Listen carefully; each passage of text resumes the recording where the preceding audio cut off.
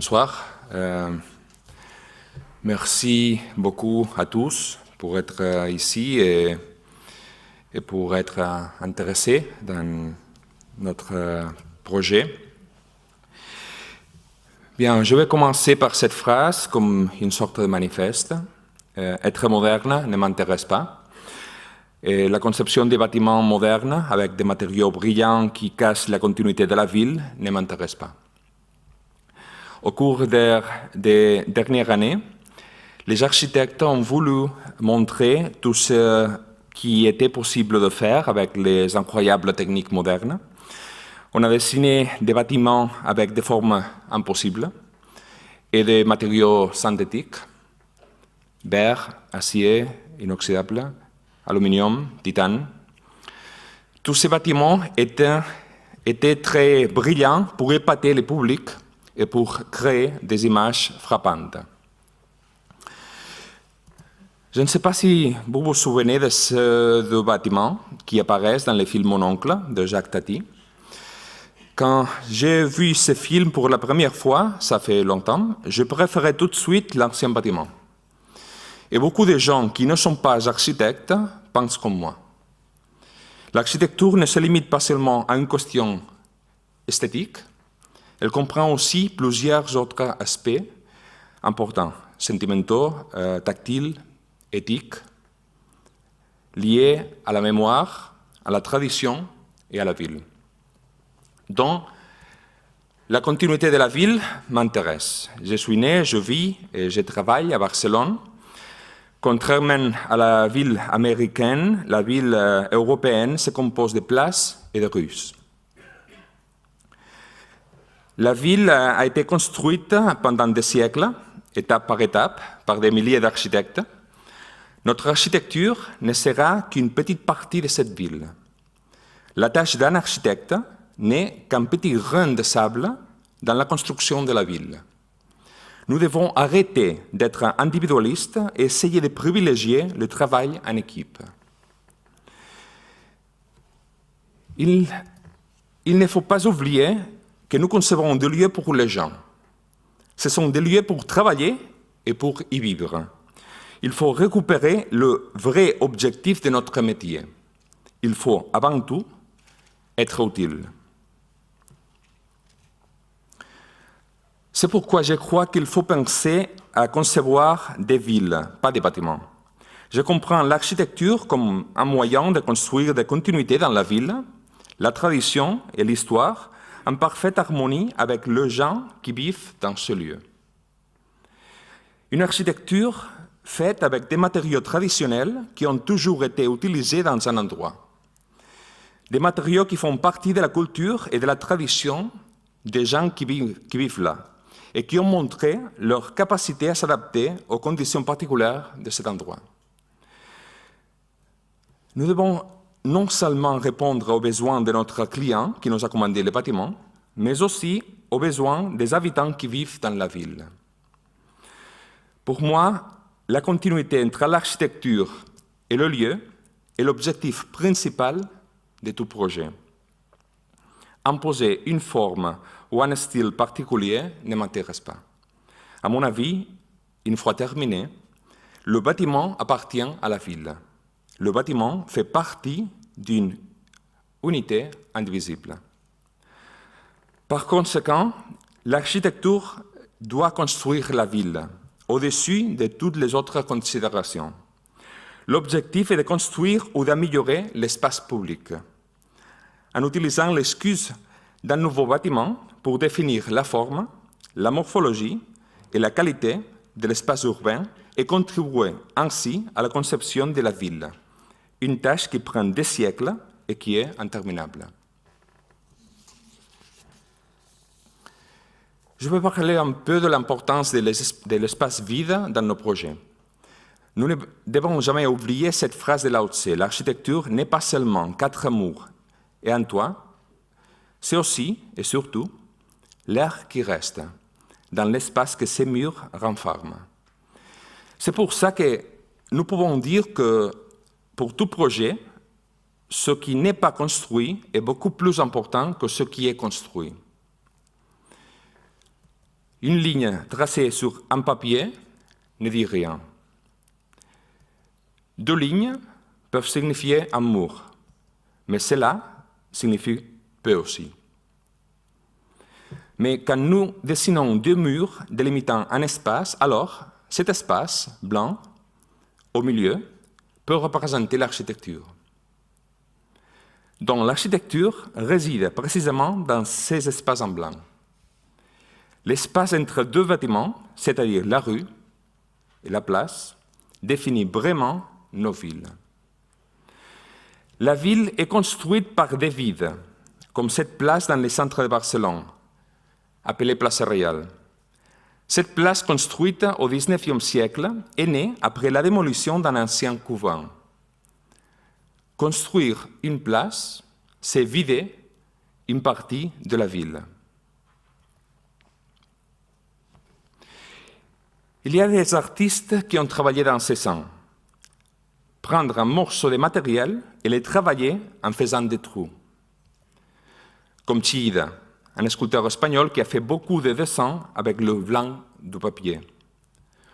Au Morandi, nous pouvons voir ici les bouteilles, mais ce qui est dessiné est précisément l'espace qui est entre les bouteilles. Ou encore, Gordon Matta Clark, un artiste connu pour ses œuvres sur site réalisées dans les années 70 et célèbre pour ses coupes de bâtiments, une série de travaux dans des bâtiments abandonnés dans lesquels il a enlevé des morceaux de plancher, des plafonds, des murs. L'œuvre d'art réside précisément dans les espaces vides. Ceci n'est pas une nouveauté, car l'architecture a travaillé pendant beaucoup de temps dans ce sens. C'est pour ça que nous voyons toujours dans ce dessin la coupe en blanc. La façon de travailler de notre agence est l'analyse d'un site sur tous ses aspects. Nous construisons une maquette du site et nous passons beaucoup de temps à réfléchir sur l'entourage de notre projet. Nous faisons des photographies de l'atmosphère de cet endroit, le type de personnes qui l'occupent et la morphologie des bâtiments autour de notre terrain. Quels sont les types de matériaux utilisés? Les éléments les plus typiques de cet endroit. Avec tout ce travail, nous essayons de comprendre l'harmonie cachée de l'endroit et à partir de notre architecture, nous essayons de la rendre plus visible. Alors, maintenant, je vais vous présenter quelques projets qui, je crois, vont illustrer un peu ces façons de travailler. Je les montrerai très vite. Ça, c'est le premier. L'emplacement se trouvait en face d'un parc, à côté de la rivière. Et le problème fondamental que nous avons eu était le rejet des voisins qui s'opposaient à la construction d'un tel bâtiment près de ce jeu. Nous avons décidé de placer ce bâtiment sous terre, afin de résoudre ce problème. En même temps, le projet prend aussi une valeur symbolique. La seule façade visible de ce bâtiment est le toit, qui est un miroir dans lequel le ciel peut se refléter. Le ciel représente le paradis qui est destiné aux êtres vivants une fois disparus. L'intérieur s'ouvre complètement vers l'extérieur et utilise les matériaux, la lumière et le mobilier liés au confort d'une maison.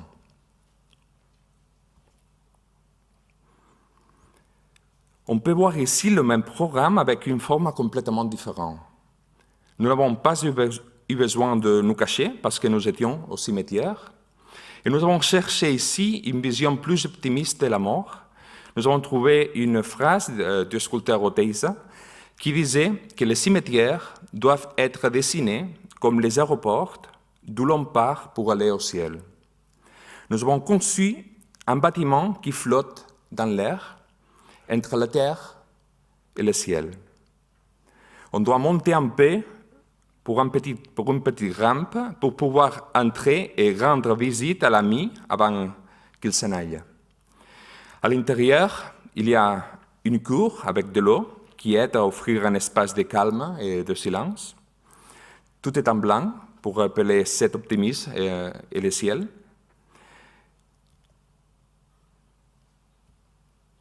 Et de la chapelle, on peut seulement voir le ciel par la fenêtre.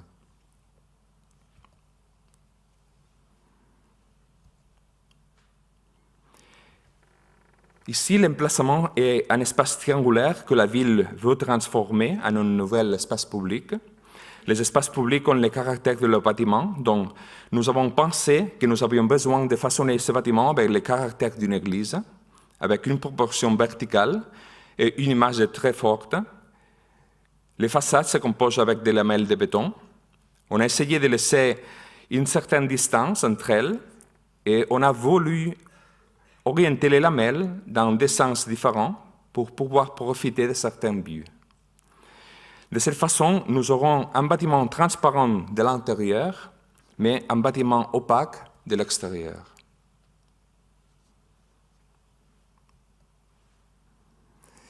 Ici, nous avons deux types de villes dans cet endroit. Une ville avec des bâtiments qui sont en face de la rue et une autre partie avec des bâtiments isolés, ici. Nous avons une géométrie irrégulière de la parcelle et le projet a essayé de résoudre la géométrie et de garder le caractère de la rue. Dans les coins, il y a un très grand bâtiment et l'école devait être construite entre ces deux édifices. Nous nous sentions ainsi, comme ces deux femmes. Nous avons proposé un bâtiment en face de la rue et un autre, plus petit, pour le gymnase et la cantine, qui sépare l'espace vide en deux cours plus régulières. Ainsi, nous pouvons mieux définir les limites entre les deux types de villes. Le bâtiment veut s'isoler des bruits venant de la rue, ce qui explique sa composition avec des fenêtres étroites, et les classes s'ouvrent vers l'extérieur avec ces petites cours qui servent de filtre. Si vous pouvez voir ici l'escalier, ça c'est l'espace plus important de l'école, et ces cours ici, avec les classes s'ouvrent à l'extérieur avec ces filtres, les cours. Ça, c'est l'espace de l'escalier. Et ici, nous pourrons voir qu'il y a certaines transparences entre cet espace et les cours. Ici, il y a l'entrée. Ici, il y a l'entrée par l'école maternelle.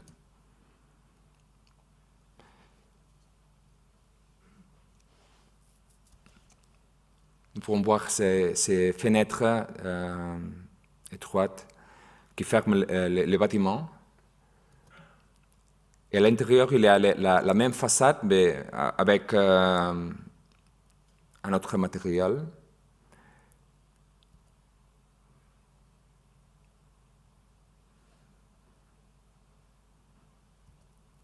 Il y a un petit hommage avec les matériels à Hertzberger. Et c'est l'intérieur, avec cet espace de l'escalier. Ici, dans cette partie de la ville, il y avait une ancienne usine que la municipalité a décidé de démolir pour faire un nouvel espace public et un cabinet médical. Nous avons proposé un volume très simple qui donne sur la place, qui est séparé du mur du voisin afin d'obtenir de la lumière et de montrer la pureté du volume. Nous pouvons voir ici les projets résident dans cet espace en blanc qu'il y a entre le nouveau bâtiment et les voisins.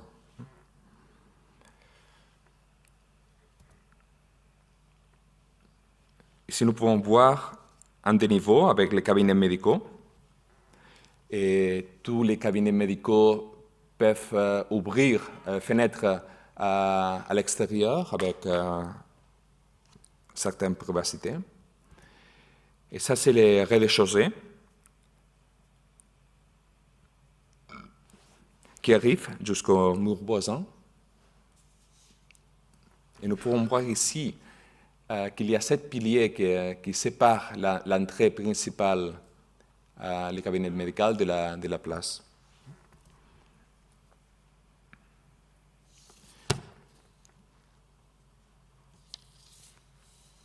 Le bâtiment se trouve en face de la nouvelle place avec une façade abstraite faite par un treillis en céramique qui repose sur un volume noir et un pilier important qui forme un porche qui marque l'entrée principale.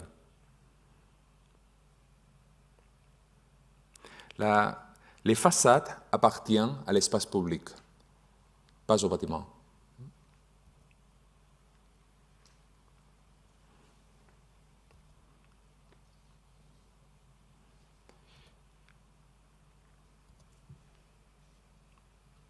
Ce projet cherche seulement à comprendre la difficile situation économique de notre pays et a pour objectif d'essayer de chercher la possibilité de construire une école qui soit 30% plus économique que la moyenne. Toutes les décisions se prennent dans ce sens. Un seul volume très simple qui économise fondation et couverture, un système de construction léger et préfabriqué avec des façades de plaques en plâtre, etc. Le seul luxe était la volonté de construire un grand vide dedans. Le vide n'est pas cher. Ça, c'est le rez-de-chaussée avec l'entrée principale, ici. Et l'école maternelle, ici, ouverte au sud, comme c'est obligatoire en Catalogne. Et le premier étage avec ces rames vides au milieu, ici.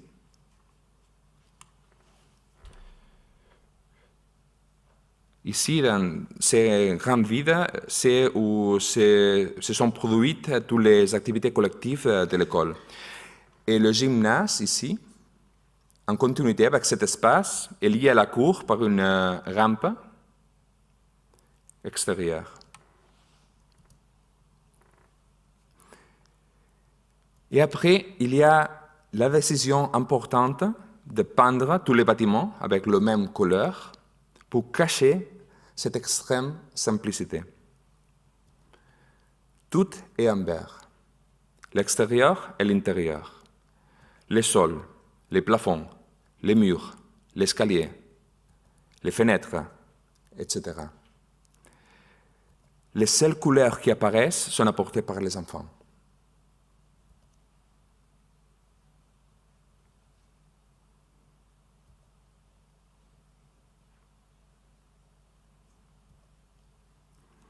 Ça, c'est un des derniers projets que nous avons construit, un projet d'architecture d'intérieur pour les bureaux du musée de design à Barcelone.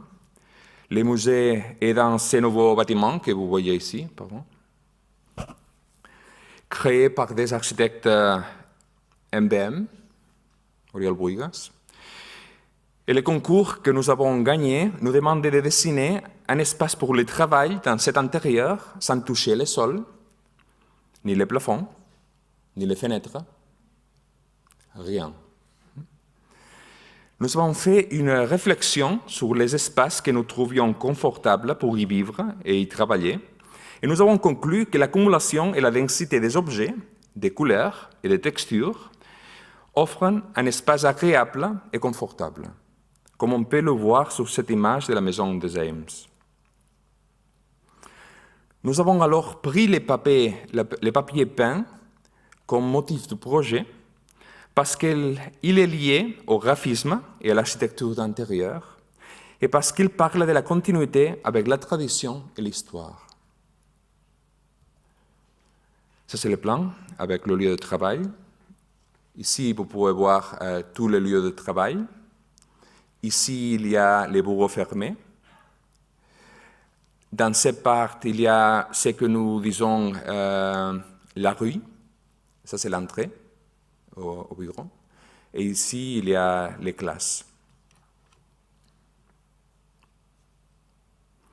Nous avons voulu fragmenter cet espace ici, la rue, en 4 volumes qui permettent de définir ces espaces entre eux.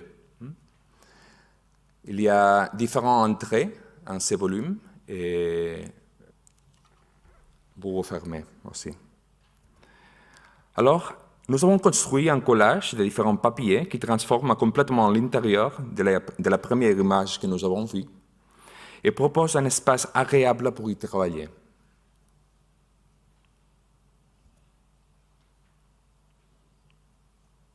Nous avons regardé le sol et les plafonds et les fenêtres, mais l'espace est complètement transformé.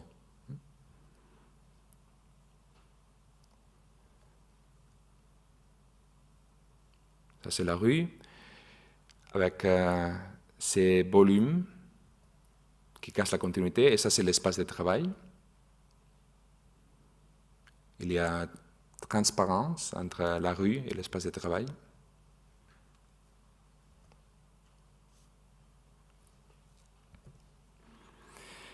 Ça fait 2 ans, j'étais le responsable de l'exposition qui représentait la Catalogne pour la première fois à la Biennale de Venise. L'exposition a été inspirée par une citation de l'artiste Oteiza qui disait « Celui qui avance en créant quelque chose de nouveau, le fait comme un rameur, qui progresse vers l'avant tout en regardant vers l'arrière, vers le passé, vers ce qui existe déjà, pour pouvoir réinventer ses clés. » Il s'agissait de comprendre les grands changements de notre société et de montrer comment certains jeunes architectes de notre pays offrent une réponse à ces défis. L'objectif était de montrer que ce type d'architecture n'est pas seulement une réponse automatique à une situation de crise économique, mais un état d'esprit culturel et esthétique lié à une tradition de l'architecture catalane.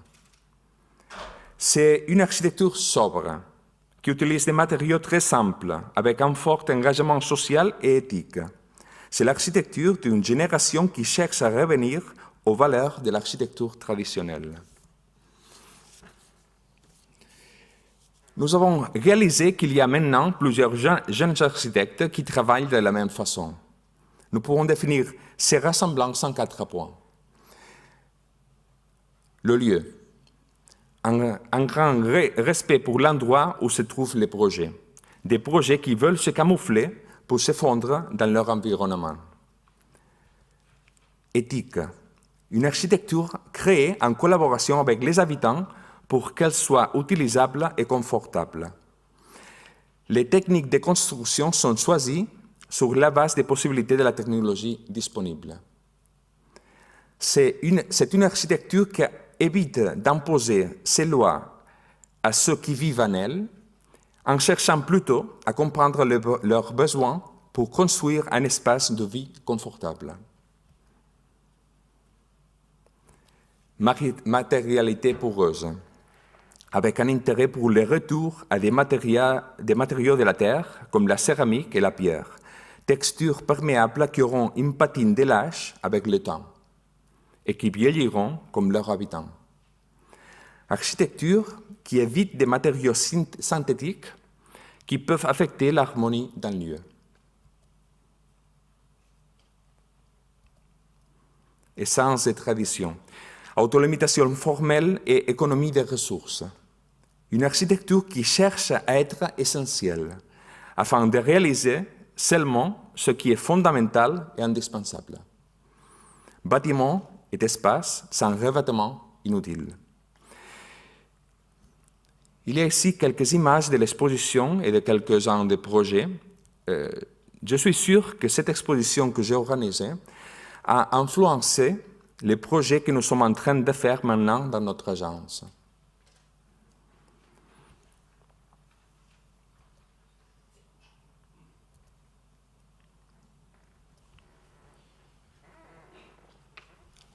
Nous sommes en train de faire ce projet maintenant.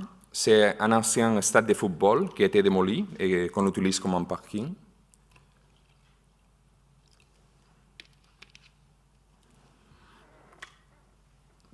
Tous les bâtiments qui entourent cet espace lui tournent le dos, ce qui fait que le bâtiment s'ouvre vers la rue.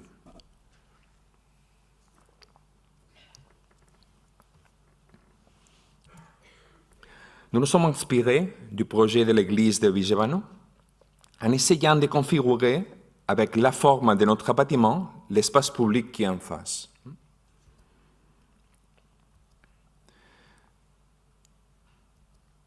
Nous dessinons alors une ligne qui veut poursuivre la direction de la rue qui arrive et qui est la principale entrée dans la ville. Cette ligne dessinera une nouvelle place en continuité avec la rue.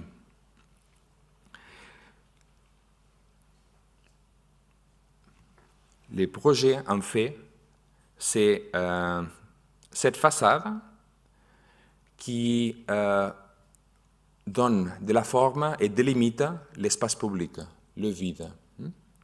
Et cette façade appartient à l'espace public, pas au bâtiment. Le projet comprend un hôtel de ville, un centre civique et une nouvelle place avec un parking souterrain.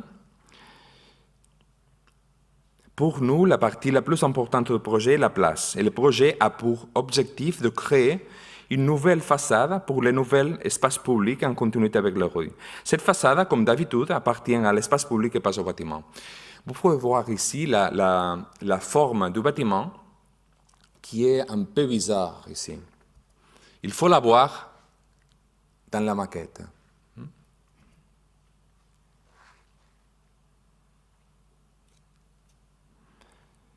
Nous avons dessiné la forme du bâtiment parce qu'elle s'insère parfaitement dans le lieu, comme la dernière pièce du puzzle.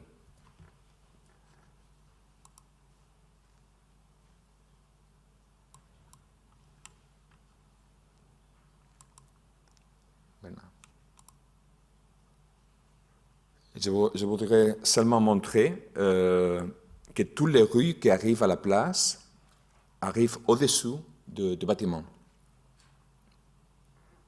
Nous avons fait ça parce que l'idée est d'obtenir une place qui ressemble à ces places traditionnelles que l'on peut trouver en Catalogne, avec des porches qui entourent la place, et toutes les rues qui mènent à cette place arrivent sous les porches, sans casser la continuité du bâtiment.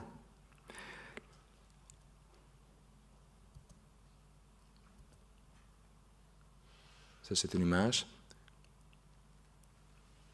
Nous n'étions pas intéressés à casser la continuité de la ville. Nous étions intéressés nous ne sommes pas intéressés à faire un bâtiment moderne, brillant.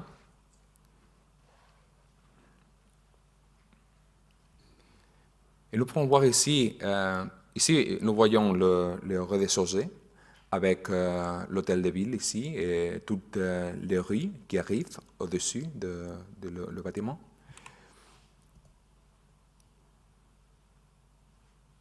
Dans le premier étage, nous pouvons voir la continuité du bâtiment. Comme le bâtiment essaye de créer un espace vide ici, de cacher ici un peu. Il y a certains mouvements, comme ici, pour comprendre la roue qui arrive en cette direction, par exemple.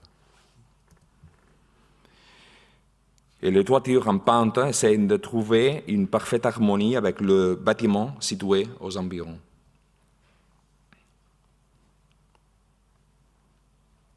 Et les façades. Elles ne sont pas modernes aussi. Et l'intérieur avec le même matériel. Et le matériel est créé dans la même ville. C'est de la céramique fabriquée dans la même ville. Ça, c'est important pour nous. Nous sommes en train de construire ces projets à Katowice, au sud de la Pologne. Le règlement du concours a demandé de démolir ces bâtiments pour pouvoir construire la nouvelle université de télévision et radio. Mais nous avons refusé de les démolir et nous avons voulu le préserver pour garantir le caractère de la rue. Finalement, nous avons gagné le concours anonyme et le jury a reconnu qu'il avait retenu ces projets parce qu'ils étaient les projets les plus honnêtes de tout.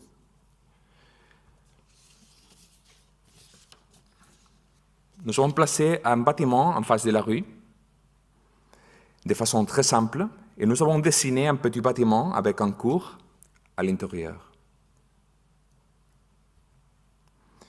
Le nouveau bâtiment est construit avec la même brique et nous avons essayé de trouver une continuité avec le bâtiment annexe. Nous pouvons voir ici la forme de le bâtiment annexe et notre projet qui essaie de trouver la dernière pièce de le puzzle.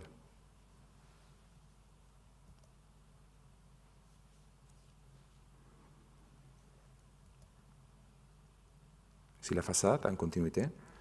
Ça, c'est l'entrée principale.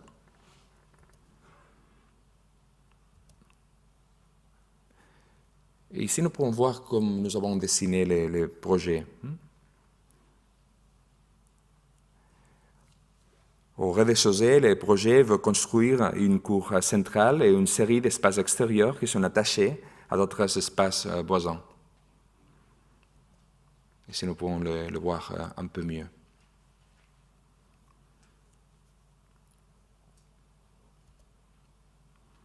Ça, c'est le rez-de-chaussée. Avec cette porche ici, l'entrée principale. Et ça, c'est la bibliothèque dans le vieux bâtiment. Le premier étage, avec ces couloirs ici, qui permet la circulation.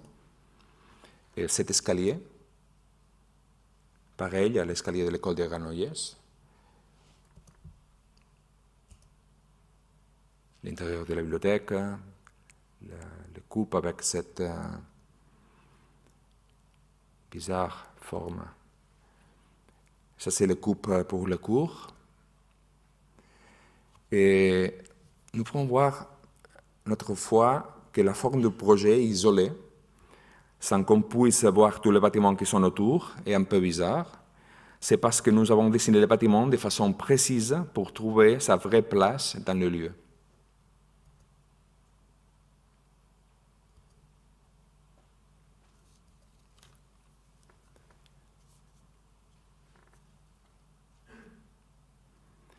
Ça, c'est un petit bâtiment pour appartements dans l'ancienne ville de Palma de Mallorca. Cette image est une maison dessinée par les architectes Correa et Milà en 1955. J'ai toujours aimé cette image où il est difficile de savoir où est le nouveau projet. Le projet, c'est ça, cette maison ici. La continuité de la morphologie urbaine du village de Cadaqués est beaucoup plus importante que la revendication de l'architecture moderne. Nous avons essayé de faire la même chose, ça fait quelques années après Premià, quand nous avions eu l'opportunité de dessiner une petite maison là-bas, cette maison ici, au milieu. Et maintenant, nous sommes en train de faire la même chose avec un bâtiment un peu plus grand. Nous étions inquiets car nous voulons préserver la continuité des vieilles façades du quartier. Nous avons alors décidé d'utiliser les mêmes matériaux que ceux du bâtiment voisin. Et nous avons voulu respecter aussi le même type de fenêtres, des balcons, etc. Nous avons décidé de garder aussi le même cadre en pierre qui entoure les fenêtres des bâtiments du quartier. Et tout ça pour essayer de maintenir le caractère traditionnel de la rue. Ce bâtiment est en construction actuellement.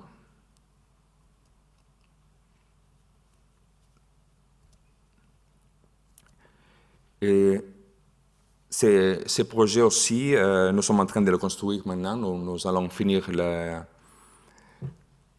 chantier en février. Il s'agit d'une école maternelle qui se trouve dans un ancien bâtiment militaire qui avait été créé spécialement pour des chevaux. C'est pourquoi le bâtiment est constitué de plusieurs murs parallèles. Vous pouvez le voir ici, ces murs ici.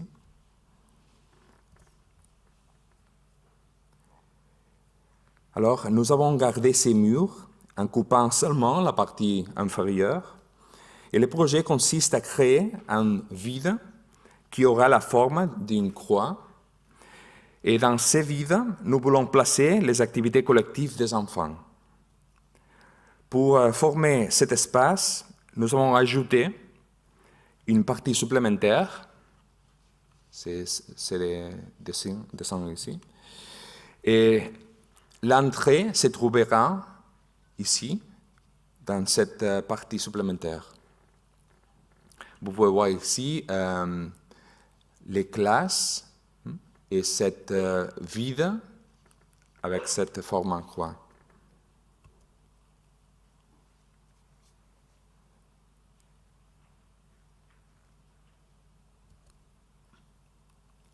C'est le premier étage.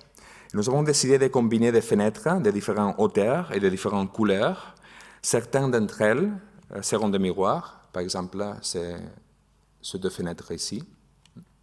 Il y a quelques fenêtres, par exemple, que les adultes ne peuvent pas voir l'extérieur, seulement les enfants. Ici, nous pouvons voir la coupe avec ces murs qui sont coupés. Les classes. Il y a de la lumière qui entre par ici. Et ça, c'est l'espace vide en forme de croix. Et nous sommes en train de travailler dans le chantier, dans ce projet aussi. C'est un musée, et le musée sera installé dans une ancienne usine au milieu du nouveau parc dessiné par Jean Nouvel. L'usine a eu beaucoup de volume attaché au bâtiment principal, de sorte que la majorité des façades sont en très mauvais état. Cette façade ici, par exemple, ou cette façade ici. Par contre, l'intérieur de l'usine est en très bon état, avec très belle texture de la brique. Nous pouvons voir ici, sur cette image, qu'il y a trois nefs, comme à l'intérieur d'une église. Nous avons essayé de maintenir intacte l'extérieur, la texture intérieure, et de mettre l'isolation nécessaire couvrant la façade extérieure qui est en mauvais état, ici. Nous avons décidé aussi de placer une nouvelle nef avec tous les services, ici, l'ascenseur, les toilettes, etc. Et car nous n'étions pas autorisés à couper l'ancienne façade, donc nous avons décidé de mettre un nouveau volume avec un grand porche, ici, qui va ouvrir le bâtiment sur le parc sans toucher la façade. Nous avons proposé de construire toutes ces choses en fer, qui est un matériel qui est lié à l'histoire du bâtiment. Et nous avons travaillé aussi avec les parcours pour voir l'exposition. Quand vous arrivez à la fin du parcours, vous entrez ici, vous pouvez voir l'exposition, vous montez, vous pouvez continuer à voir l'exposition. Ici, vous pouvez découvrir qu'il y a un escalier qui était caché.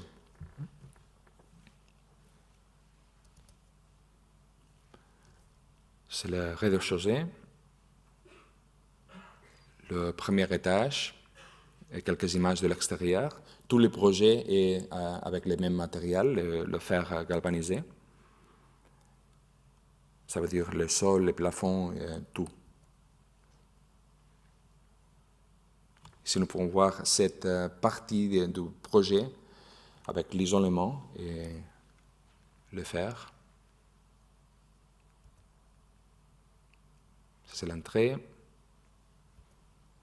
et l'intérieur, avec l'escalier ici.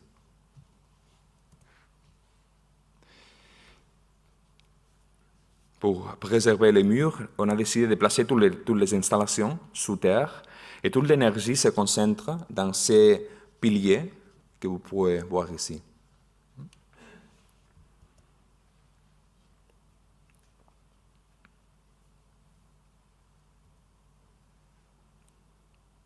Ça, c'est l'image maintenant du chantier.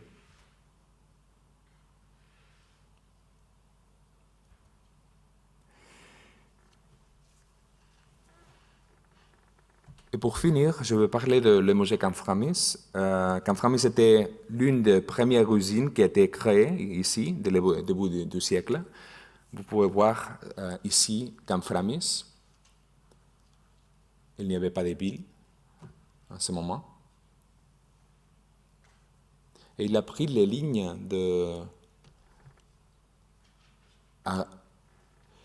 qu'il y avait là avant que la ville arrive. Les bâtiments individuels n'avaient pas d'intérêt architectural. Vous pouvez voir ici, l'ancienne usine était tout cet espace ici.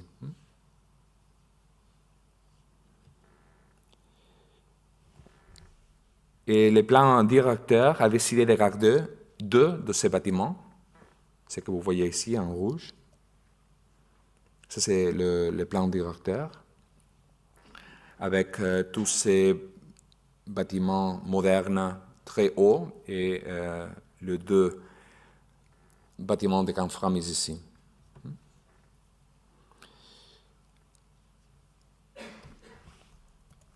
Comme vous pouvez voir, les bâtiments n'avaient pas d'intérêt du point de vue architectural et nous étions très inquiets car nous ne savions pas comment nous pourrions travailler avec ces bâtiments. Alors, nous avons décidé que la principale qualité du bâtiment était sa vieillesse. Nous avons donc décidé de montrer les rides de son visage et de ne pas lui faire de lifting. Le résultat serait une superposition des couches. L'ancienne couche de l'usine joint la couche contemporaine du musée.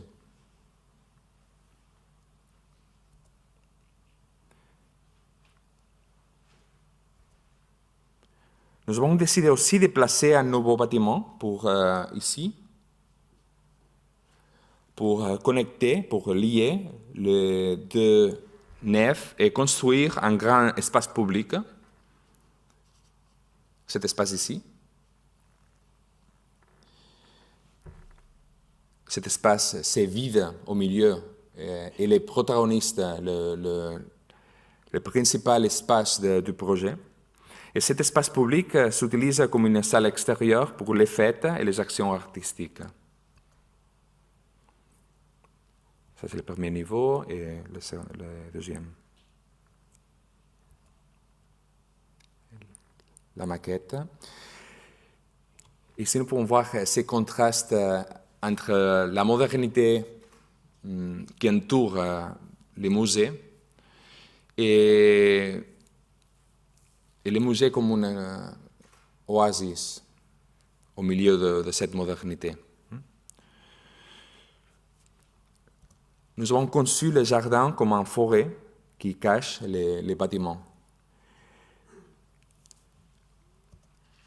Toutes ces images ça fait longtemps. Maintenant, si vous allez les voir, probablement vous serez capable de voir les forêts, mais pas les bâtiments. Les arbres cachent complètement les bâtiments. Toutes les nouvelles parties du bâtiment sont en béton, mais avec ce béton poreux, un peu ancien.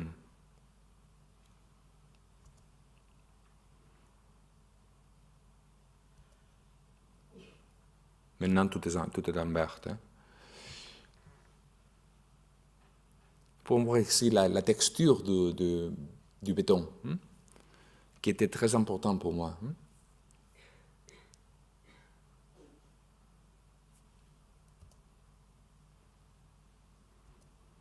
Ici, nous pouvons voir la richesse des textures de la brique, de la pierre.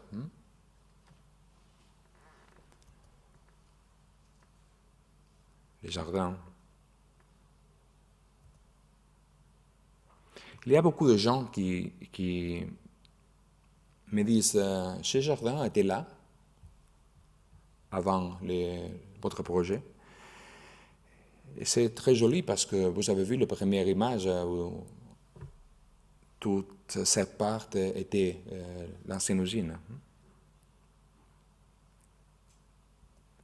Alors ça veut dire que le jardin, probablement, n'est pas moderne aussi.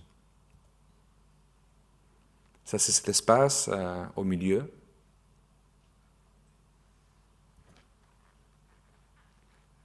Toute la richesse de textures que nous avons là.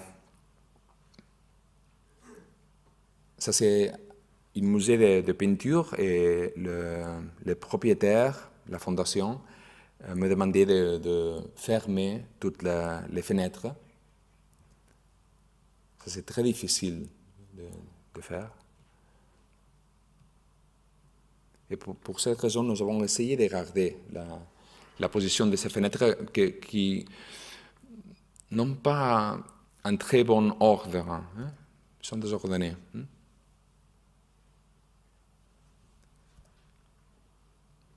Ça, c'est l'entrée principale. Et l'intérieur est très simple. Seulement le béton et le blanc.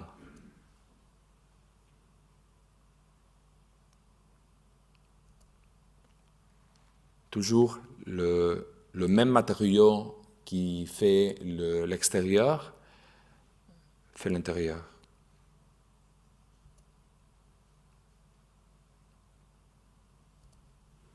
Et pour finir, j'ai un court vidéo que je crois que c'est intéressant parce que montre mieux que les images les projets du musée.